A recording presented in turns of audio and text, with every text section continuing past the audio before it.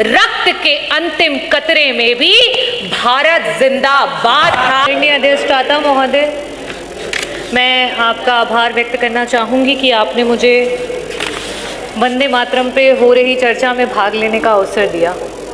1875 में जिस समय देश गुलामी की जंजीरों से जकड़ा हुआ था, जिस समय देश में हर तरफ महामारी थी, जिस समय देश का किसान जो है वो भारी लगान दे रहा था, जिस समय देश का हर जवान ब्रिटिश हुकूमत की गुलामी कर रहा था, जिस समय देश की बहू बेटियों की आबरू हर रोज लूटी जा रही थी, उस समय बंगाल के कोने से आवाज आई वंदे मातरम। बंकिम चंद्र चटर्जी जी के द्वारा लिखा गया और रविंद्रनाथ टैगोर जी के द्वारा गाया हुआ ये गीत लड़ाई का, देश की स्वतंत्रता की लड़ाई का हथियार बना। इस देश की स्वतंत्रता की लड़ाई के लिए वंदे मातरम कहते हुए लोगों ने अपने प्राणों की आहुति दे दी। ये किसी जाति विशेष के लोग नहीं थे, ये किसी धर्म विशेष के लोग नहीं थे, इसमें महिलाएं भी थीं, इसमें इस देश के हर एक व्यक्ति का योगदान रहा, जिसकी वजह से आज हम इस आज़ाद भारत में सांस ले रहे हैं। अध्यक्ष जी, आज राष्ट्रगान के, राष्ट्र गीत के 150 वर्ष पूरे होने पर हम इस चर्चा को करा रहे हैं, लेकिन क्या सरकार वंदे मातरम इन शब्दों को क्या समझती है, इनकी मान और मर्यादा को समझती है? वंदे मातरम का अर्थ है वंदना माँ की, भारत माँ की। किसी भी माँ की वंदना उसके बच्चों को दुख पहुंचा करके, उसके बच्चों के साथ अत्याचार करके कभी भी नहीं की जा सकती। अधिष्ठाता महोदय, यह सरकार की कैसी मात्र वंदना है जहां हर रोज माँ के बच्चों के साथ अत्याचार हो रहा है, उनको तिरस्कृत किया जा रहा है। इस सरकार में हम आई लव जय श्री कृष्ण कह सकते हैं, हम आई लव वाहे गुरु कह सकते हैं, हम आई लव जीसस कह सकते हैं, लेकिन आई लव मोहम्मद कहने पर इस प्रदेश के बच्चों को गिरफ्तार किया जा रहा है। क्या ये है वंदे मातरम? मैं कहना चाहूंगी अधिष्ठाता महोदय, आज जब प्रदेश का युवा नौकरी मांग रहा है तो उस पर डंडे बरसाए जा रहे हैं। क्या ये है वंदे मातरम? आज हर जिले के कोने कोने में कहीं ना कहीं हर रोज अखबारों में हम सुन रहे हैं कि किसी महिला को सताया जा रहा है या तो जलाया जा रहा है। क्या ये है वंदे मातरम? आज इस सरकार में जो दलित हैं उनकी मौतों का आंकड़ा छुपाया जा रहा है। गोंडा में संजय सोनकर को पुलिस के द्वारा मार मार कर, पीट पीट कर उसकी हत्या कर दी गई। क्या ये है सरकार का वंदे मातरम?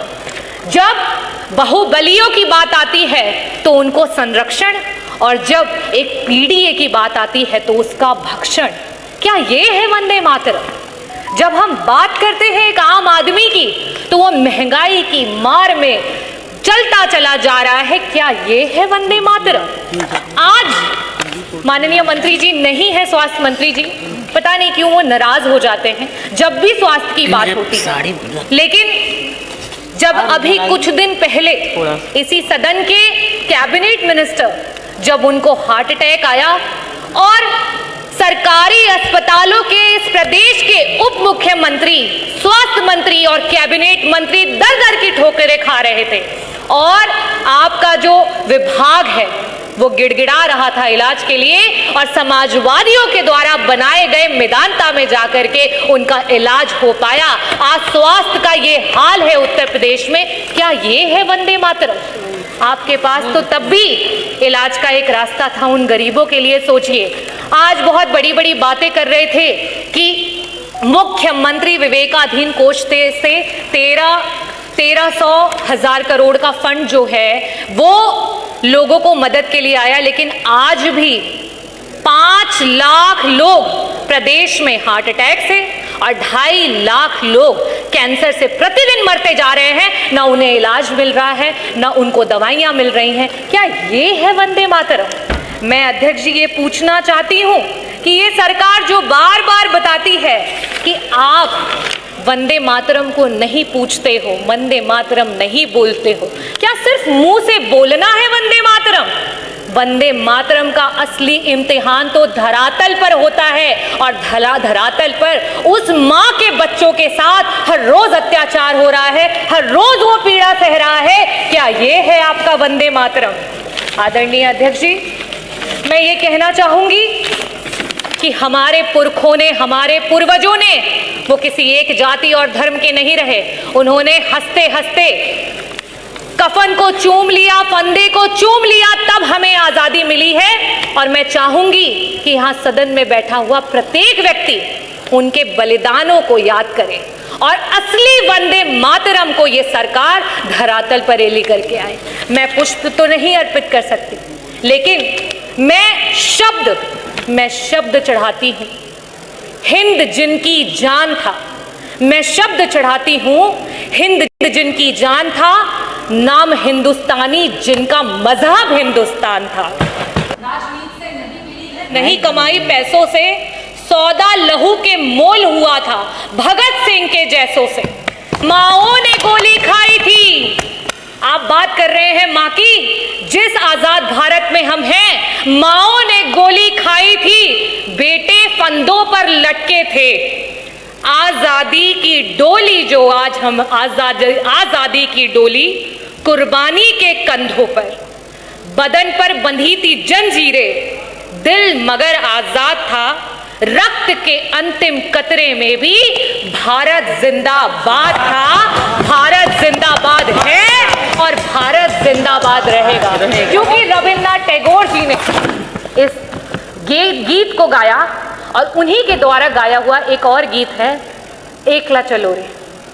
आज प्रदेश की सरकार की जो नीतियां हैं, इस पीड़ित समाज को जिस तरीके से तिरस्कृत किया जा रहा है, आज पूरे प्रदेश की जनता इस बात से जो है हामी भरती हुई, इस बात को पूरा करने जा रही है कि एकला चलो रे। यदि तुम्हार डाक सुने क्यों ना आशे, तुम्हें एकला चलो रे, एकला चलो, एकला चलो, एकला चलो, एकला चलो रे। এই ভারত আমাদের জান, আমাদের স্বাভিমান, और এই ভারতের জন্যে আমরা আমার জানটা দিতে পারছি। बहुत बहुत धन्यवाद। भारत माता की जय।